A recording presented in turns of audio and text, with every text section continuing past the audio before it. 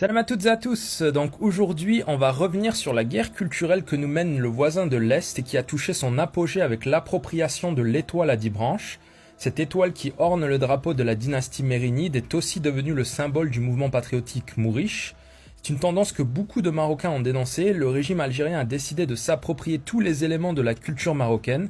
Ça va de l'habit traditionnel à l'art culinaire en passant par l'architecture. Tout y passe. Les Algériens qui, avant l'arrivée de Tebboune au pouvoir, reconnaissaient l'origine marocaine de ces symboles, sont désormais acteurs d'une entreprise d'appropriation culturelle à grande échelle. C'est une guerre qui est alimentée par les plus grandes instances de l'État algérien. Désormais sur Wikipédia, même leur fictive dynastie ziride arbore l'étoile mérinide sur son drapeau. L'auteur de la mise à jour explique que le drapeau de cette dynastie inventée de toutes pièces est plus joli avec l'étoile à 10 branches. Ils sont même allés jusqu'à agrandir leur empire imaginaire en ajoutant des bouts d'Espagne et d'Italie. Imaginez le niveau intellectuel pour aller jusqu'à modifier des pages Wikipédia pour s'inventer une histoire glorieuse. À tous ces Algériens qui s'inventent une histoire, j'aimerais juste qu'ils nous montrent les drapeaux d'époque de leur chimérique dynastie, un peu comme les drapeaux et bannières mérinides qui sont conservés dans les musées du Maroc, d'Espagne et de France. Je ne parle pas de drapeaux pixelisés et dessinés sur Photoshop, je parle de drapeaux en tissu brodé portés fièrement sur le champ de bataille. Je leur demande de me nommer ces fameux rois zirides et surtout de me montrer leurs tombeaux.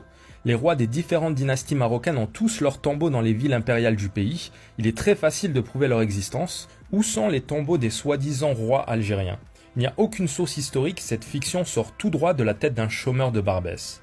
La polémique autour de l'étoile mérinide et du zélige a commencé avec le nouveau design du maillot d'entraînement de l'équipe de foot algérienne commandé à Adidas par le ministre des Sports algérien. Ils avaient déjà tenté de s'approprier la Fantasia dite Bourida au Maroc, avant qu'elle soit enregistrée à l'UNESCO comme patrimoine exclusif du Maroc. Leur télé nationale va même jusqu'à reprendre des documentaires sur l'artisanat marocain en les faisant passer pour des documentaires sur l'Algérie. Cette grotesque tentative de manipulation avait été reprise par les internautes marocains et mise en parallèle avec la vidéo originale.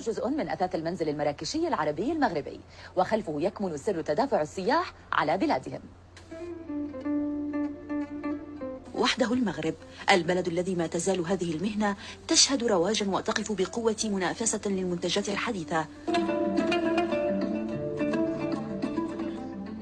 صناعة الفخار واحدة من الحرف التقليدية التي تحارب من أجل البقاء.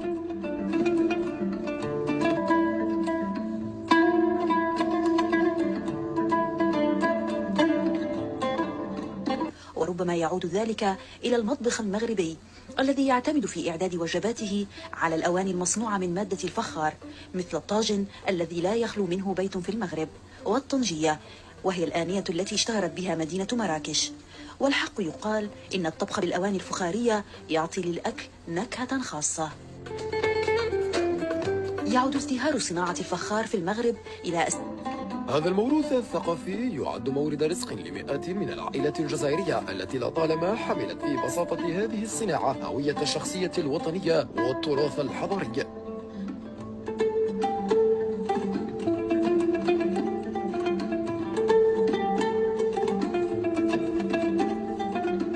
والأخرى من ناحية جمالية وفنية، إذ حرص الصناع التقليديون المغاربة على الارتقاء بصناعة الفخار إلى مصاف الأعمال الفنية التي يقبل السياح على شرائها وعرضها كجزء من الديكور المنزلي. تشتهر غالبية ولايات الوطن بهذه الصناعة التي تتفنن فيها أنامل النسوة والرجال على حد سواء رغم استعمالهن لطرق ووسائل جد تقليدية. للفخار أسراره التي ارتبطت أحيانا بأسماء عوائل محددة توارثت هذه المهنة، وهناك بعض الحرفيين الذين ذاعت شهرتهم في المغرب والعالم وتعرض منتجاتهم في أكبر القصور والفنادق في أوروبا وأمريكا. تختلف التسميات وتتعدد الأشكال الفنية التي زادتها روعة الرسومات المميزة التي تحمل عبق الماضي وتاريخ الأجداد ليبقى أمل هؤلاء الحرفيين التفاتة من وزارة السياحة. Même chose pour les cafetans marocains qui sont du jour au lendemain devenus algériens par tour de magie. Les Algériens ont toujours considéré cet habit traditionnel comme faisant partie intégrante de la culture marocaine.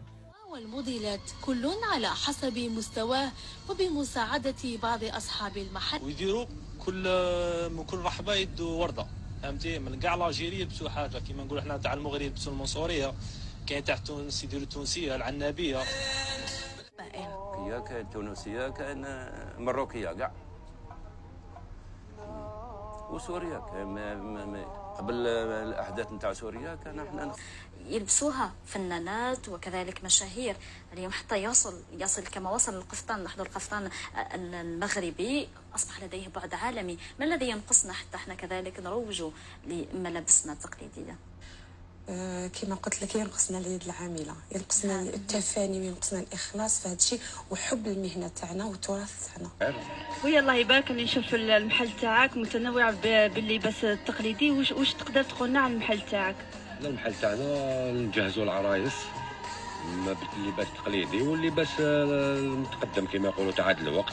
مي لا ماجوريتي دوكا انا نخدموا لباس تقليدي هو المغربي القفطان ولا الكراكو العاصمي تاعنا تاع زمان ولا كما يقولوا البرنوس. اونطوليك احنا الحانوت تاعنا سبيسياليتي تاع العروسه، حاجه اللي تخص العروسه احنا نجهزوها. عندنا البليده هنايا عندنا 50 سنه احنا نجهزوا في العرايس. العروسه اللي ما تجهزتش في البليده ما راحتش عروسه. يعطيك الصحه. وشنو العروسه كي تجي لهنا وشنو الحاجه اللي تديها اكثر من اون جينيرال كاع القفطان اون جينيرال العروسه تحب القفطان يكون قفطان بيان بيرلي بيان معمر. L'Algérie est le premier importateur de cette robe marocaine dans le monde. Le Maroc n'est pas seulement leur source d'inspiration pour leur maigre production locale, c'est aussi leur premier fournisseur. Dans cette vidéo, on voit un importateur algérien parler de la demande élevée pour le caftan marocain.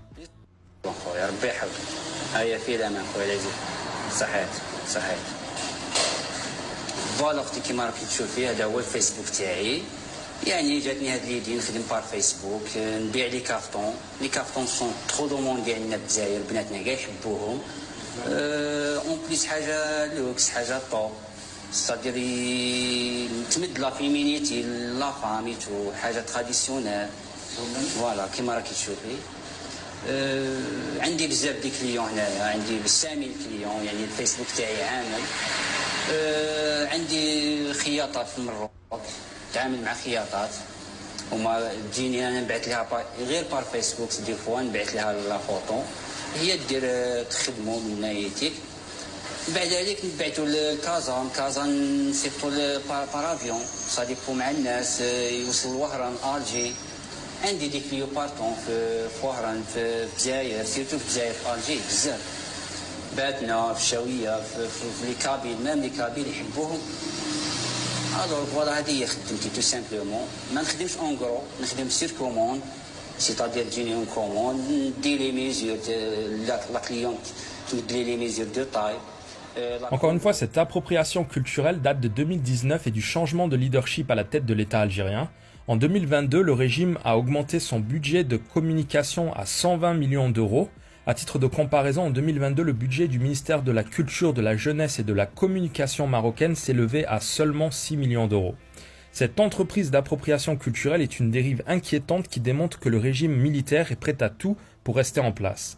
La révolte du Hirak a été un électrochoc pour les vieux militaires car elle a montré les limites de la rente mémorielle et du mythe de la guerre d'indépendance. La jeunesse algérienne ne se laisse plus endormir par le mythe de l'armée protectrice du peuple contre l'impérialisme occidental.